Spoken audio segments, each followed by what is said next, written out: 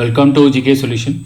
இன்றைய வீடியோவில் டிரான்ஸ்ஃபார்மர் பயன்படுத்துகிற இடத்துல ஜீனர் பயன்படுத்த முடியுமா, அதில் இருக்கக்கூடிய அட்வான்டேஜ் டிஸ்அட்வான்டேஜ் என்ன, அதோட டிசைன் எப்படி அமைஞ்சிருக்கு, எப்படி அதை அமைக்க வேணும் அப்படிங்கிறத பற்றி தான் விரிவாக இந்த வீடியோவில் பார்க்க போகிறோம். நிறைய நண்பர்கள் கேட்டாங்க, டிரான்ஸ்ஃபார்மர் போடுற இடத்துல ஏன் ஜீனர் யூஸ் பண்ணி ஸ்டெப் டவுன் பண்ணக்கூடாது அப்படின்னு. அதோட விளக்கம் இந்த வீடியோவில் உங்களுக்கு தெளிவாக புரியும். வாங்க நம்ம வீடியோக்குள்ளே போகலாம்.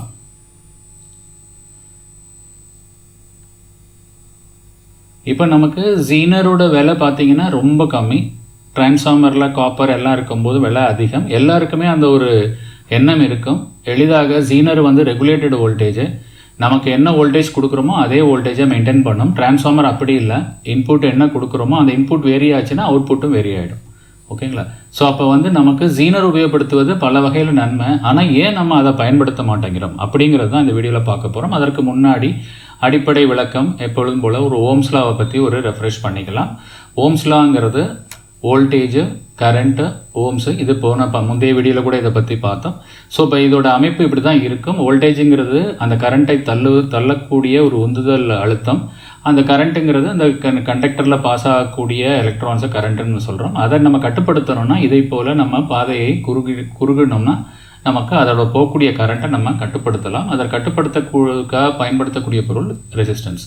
இந்த மூன்றுக்கும் உள்ள தொடர்பு இதை போல் அமைந்திருக்கும். V = IR அப்படி அமைந்திருக்கும். V இதில் எப்படி பார்க்கலாம்னா, ஹரிசாண்டலாக உள்ள கோடை டிவிஷன் ஆகும், வெர்டிகலாக இருக்க கோடை மல்டிப்ளிகேஷனாகவும் பார்க்கணும். இப்போ வோல்டேஜ் உங்களுக்கு வேணும்னா உங்களுக்கு கரண்ட் IR ரெசிஸ்டன்ஸ் இருந்தால் மல்டிப்ளை பண்ணிக்கலாம். அல்லது R வேணும்னா VIயும் நீங்கள் டிவைட் பண்ணிக்கணும். அதே மாதிரி I வேணும்னா V/R டிவைட் பண்ணிக்கணும். இது போன வீடியோலேயே பார்த்தோம், மறுபடியும் ஒரு ஞாபகப்படுத்துவதற்காக தான் சொன்னேன். சரி வாங்க நம்ம வீடியோவில் பார்க்கலாம். நெக்ஸ்ட்டு இதில் நமக்கு ஒரு ஜீனர் ரெசிஸ்டன்ஸை எப்படி கால்குலேட் பண்ணுது. ஜீனருங்கிறது ஒரு எல்இடி டயோடில் நம்ம எப்படி பார்த்தோமோ அதே முறையில் நீங்கள் பார்த்துக்கணும். பட் இதில் என்ன பண்ணியிருக்கோம்னா, நம்ம ரிவர்ஸ் பயாஸில் போட்டிருக்கோம். எல்இடியில் நமக்கு ஃபார்வர்ட் பயாஸில் போட்டிருப்போம். இது ரிவர்ஸ் பயாஸில் அது ஒரு எல்இடி போல் வேலை செய்யும். ஒரு குறிப்பிட்ட வோல்டேஜுக்கு மேலே அது ஆன் ஆகும்னா அதில் இருக்கக்கூடிய வோல்டேஜை பைபாஸ் பண்ணும். இதுதான் ஜீனரோட வேலை. இதை பற்றி நம்ம டீட்டெயில் வேணும்னா அது தனியாக ஒரு வீடியோவில் நம்ம பார்க்கலாம், ஜீனரோட கேரக்டரிஸ்டிக் என்னென்னா. பட் அது நமக்கு தேவையில்லை.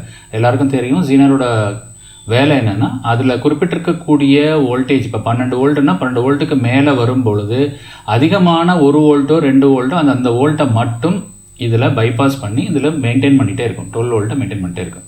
12 வோல்ட்டு கீழே வரும்போது இந்த ஜீனர் எந்த வேலையும் செய்யாது. ஓகேங்களா? அப்போ நம்ம அந்த 12 வோல்ட்டை இதோட ஜீனர் வோல்ட்டாக எடுத்துக்கிறோம், எல்இடி வோல்ட்டை போல். ஸோ இப்போ 12 வோல்ட்டை நம்ம VZ எடுத்துக்கிறோம், சோர்ஸ் 18 எடுத்துக்கிறோம். இப்போ ரெசிஸ்டன்ஸ் கால்குலேட் பண்ணி பார்க்கலாம். ஓப்பன் சர்க்யூட்டுங்க, எந்த லோடும் கொடுக்கல. ஒன்லி நம்ம என்ன பண்ணியிருக்கோம்னா ஒரே ஒரு டயோடை போட்டு நம்ம வோல்டேஜை ரெகுலேட் பண்ணுறோம். அதாவது 18 வோல்ட்லேருந்து 12 வோல்ட்டாக ஒரு ரெகுலேட்டட் பவர் சப்ளைக்காக நம்ம யூஸ் பண்ணியிருக்கோம். ஆனால் லோடு எதுவும் கால்குலேட் பண்ணலை. ஓப்பன் சர்க்யூட்டில் என்ன ஆகுதுன்னு பார்க்கலாம். இப்போ இதில் உள்ள ஒரு ஃபார்முலா சேம் அதே ஃபார்முலா தான். V source minus V zener divided by load. இந்த ரெசிஸ்டன்ஸ் இதில் வரக்கூடிய முக்கியமான மொத்த கரண்ட்டுங்க. இதில் நம்ம ஜீனர் மட்டும் தான் கொடுத்துருக்கிறதுனால ஜீனர் கரண்ட்டை மட்டும் நம்ம எடுத்திருக்கோம். Zener current 76 மில்லிஆம்ஸ். 76 மில்லிஆம்ஸுங்கிறது 0.076. ஓகேங்களா? 0.076ன்னு வரும். இதை நம்ம கேல்குலேட்டரில் போட்டு பார்க்கலாம். 18 - 12 எவ்வளோ வருதுங்க? 6 டிவைடட் பை 0.076. பார்த்தீங்களா? 78.9 வருது. இப்போ நமக்கு அதுக்கு அடுத்து உள்ள ரெசிஸ்டன்ஸ் வேல்யூ நீங்கள் பார்த்தீங்கன்னா உங்களுக்கு தெரிஞ்சிருக்கும். அதோட வேல்யூ 82 ஓம்ஸுங்க. 82 ஓம்ஸ் எடுத்துக்கலாம். ஏன்னா 76 கரெக்டாக கிடைக்காது, அதுக்கு நெக்ஸ்ட்டு உள்ள வேல்யூ 82 ஓம்ஸ்.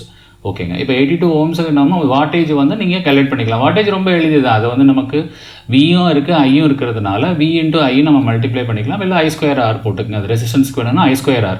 இந்த டயோடுக்கு நீங்கள் வாட்டேஜ் கண்டுபிடிக்கணும்னா இதில் இருக்கக்கூடிய வோல்டேஜையும் கரண்ட்டையும் மல்டிப்ளை பண்ணால் போதும், அதில் டேரெக்டாக வந்துடும். இதற்கு நமக்கு I²R போட வேண்டாம், VIங்கிற ஃபார்முலா யூஸ் பண்ணிக்கலாம். V × Iங்கிற ஃபார்முலா யூஸ் பண்ணிங்கன்னா 1 வாட் கிடைக்கும். இப்போ 12 × 0.076 ஆம்ஸ் போட்டிங்கன்னா உங்களுக்கு 1 வாட் 0.96 வரும். அது 1 வாட்டுங்கிற கணக்குங்க.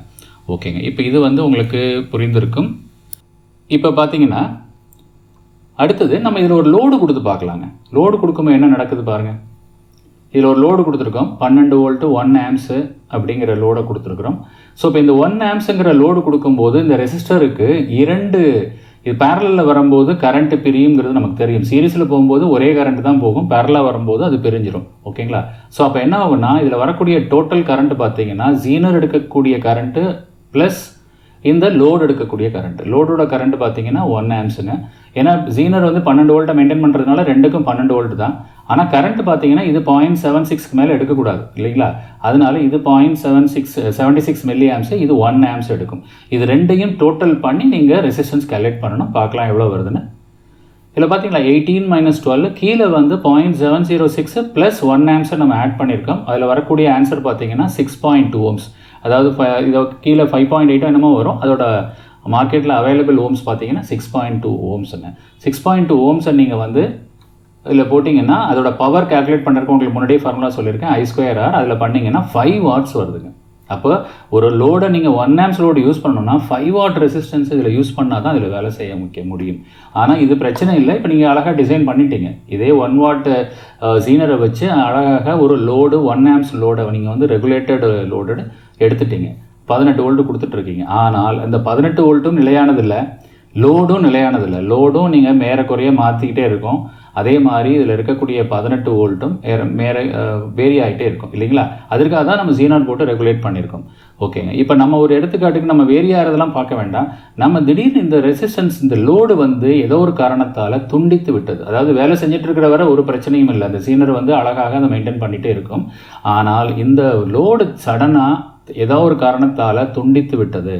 அப்போ என்ன நடக்கும் பார்ப்போமா? இப்போ துண்டிச்சோன்னா என்ன நடக்கும்? இப்போ என்ன ஆகுதுன்னா இந்த 1 ஆம்ப்ஸ் இதில் டிவைட் ஆன 1 ஆம்ப்ஸ் எங்கெங்கே போகும்? அந்த 1 ஆம்ப்ஸ் நேராக ஜீனர் வழியாக கிராஸ் ஆகிடும். ஏன்னா இதில் பிரிவு ஏற்படலை, எல்லா கரண்ட்டும் நமக்கு ஜீனர் வழியாகவே போயிடும். அப்போ ஜீனர் வழியாக வரக்கூடிய கரண்ட் பார்த்தீங்கன்னா 0.076 இருக்க வேண்டிய இடத்துல இப்போ 1.076 இருக்குது. 1.706னா நீங்கள் அதோட ஜீனரோட வாட்டேஜை கேல்குலேட் பண்ணிங்கன்னா 12 × 1.706 அதை போட்டிங்கன்னா 12.9 வாட்ஸ் இருக்குது. ஆனால் நம்ம என்ன வாட்ஸ் போட்டிருந்துருக்கோம்? 1 வாட்டு தான் போட்டிருக்கோம். புரியுதுங்களா? 1 வாட் ஜீனர் தான் போட்டிருக்கோம். அப்போ என்ன நடக்கும்? அவ்வளோதாங்க, அந்த ஜீனர் எரிஞ்சு போயிடும். எப்போ எரிஞ்சு போகும்? இந்த லோடு ஏதாவது ஒரு காரணத்தால் இப்போ ஒரு பல்பு தான் போட்டிருந்தீங்கன்னா இந்த பல்பு ஃபியூஸ் ஆகிடுச்சுன்னா இந்த ஜீனர் போயிடும். புரியுதுங்களா? அப்போ இது வந்து ஒரு சரியான முறை கிடையாது. இப்போ இதை நீங்கள் வந்து ஓவர் கம் பண்ணணுன்னா என்ன செய்யணும்? நீங்கள் சொல்லலாம், அப்போ 12.9னா நம்ம இதோட ஜாஸ்தி வாட்டேஜ் போட்டுக்கலாமே. இதை போல் ஜாஸ்தி வாட்டேஜ்னா இதுக்கு அடுத்து உள்ள வாட்டேஜ் பார்த்தீங்கன்னா 20 வாட்டில் அவைலபிலிட்டி இருக்குங்க. 20 வாட் அவைலபிலிட்டி அது எப்படி இருக்குன்னா இதை போல் இருக்கும், மெட்டல் ஜீனர் டயோடு இருக்கும். இதோட விலை பார்த்தீங்கன்னா எக்கச்சக்கமாக இருக்கும், உங்களால் வாங்க முடியாது, அந்த பர்பஸுக்கு பயன்படாது. நீங்கள் இருக்கக்கூடிய மொத்த பொருளோட ஜாஸ்தி விலையாக இருக்கும். அப்போ கண்டிப்பாக இந்த இவ்வளோ ஜீனர் வேல்யூவை நம்ம போட மாட்டாங்க. 20 வாட் ஜீனருங்க, 20 வாட் ஜீனர் இதை போடுவதுங்கிறது ஒரு நல்ல டெசிஷன் கிடையாது. அப்போ இதுக்கு என்ன செய்யலாம்? ரொம்ப எளிதுங்க. இப்போ இந்த மாதிரி அதனால தான் நான் சொன்னேன், ஜீனரை டைரெக்டாக போட்டு நம்ம ஒரு டிரான்ஸ்ஃபார்மரில் ரெகுலேட்டர் மாதிரி யூஸ் பண்ண முடியாது. இல்லை நீங்கள் வந்து எனக்கு டிரான்ஸ்ஃபார்மர் வேண்டாம், நான் எலக்ட்ரானிக் காம்பனண்ட்டை வச்சு நான் சாஃப்ட் ரெகுலேட்டர் பண்ணணும், எனக்கு டிரான்ஸ்ஃபார்மர் விலை ஜாஸ்தியாக இருக்குது அப்படின்னு நினச்சிங்கன்னா ரொம்ப எளிதாக இன்னொரு டிரான்சிஸ்டரை பயன்படுத்தி நம்ம ஒரு ஷண்ட் ரெகுலேட்டர் செய்யலாம். பாருங்கள், இதை போல் நமக்கு ஒரு ரெகுலேட்டர் செஞ்சுக்கலாம். புரியுதுங்களா? இதில் எப்படி பண்ணியிருக்காங்கன்னு பாருங்கள். இதில் ஜீனருக்குள்ள வேல்யூ வந்து நம்ம எப்பொழுதும் போல தான் கொடுத்துருக்குறாங்க. ஆனால் நம்ம லோடை வந்து டைரெக்டாக ஜீனருக்கு மேலேருந்து எடுக்கலை, அதற்கு பதிலாக ஒரு டிரான்சிஸ்டர் போட்டு டிரான்சிஸ்டரோட பேஸ் வோல்ட்டை மட்டும் ஜீனரில் கண்ட்ரோல் பண்ணுறாங்க. ஏன்னா பேஸோட கரண்ட்டு எக்காரணத்தை கொண்டும் 0.1 மில்லியாம்ஸு 100 மில்லியாம்ஸ்க்கு மேலே போகாது. புரியுதுங்களா? 11 மில்லியாம்ஸ் 12 அது மாதிரி 10 மில்லியாம்ஸ் தான் வரும். அப்போ 10 மில்லியாம்ஸுக்கு மேலே நமக்கு பேஸோட கரண்ட்டு ஜாஸ்தி ஆகாது ஒரு டிரான்சிஸ்டர் பொறுத்தளவில். நீங்கள் அதிகமான கரண்ட் வேணும்னா டார்லிங்டன் டிரான்சிஸ்டர் மாதிரி நீங்கள் யூஸ் பண்ணிக்கலாம். அது வந்து டிசைனில் இருக்குது, மாஸ்ஃபெட் ஐஜிபிடி எதை வேணாலும் நம்ம யூஸ் பண்ணிக்கலாம். ஸோ இப்போ அந்த மாதிரி ஒரு டிரான்சிஸ்டரையோ ஐஜிபிடி மாஸ்ஃபெட்டையோ இதில் நீங்கள் இந்த போல் பயன்படுத்துனீங்கன்னா இந்த லோடில் இருக்கக்கூடிய 1 ஆம்ப்ஸ் எல்லாமே இந்த டிரான்சிஸ்டர் பார்த்துக்கும்.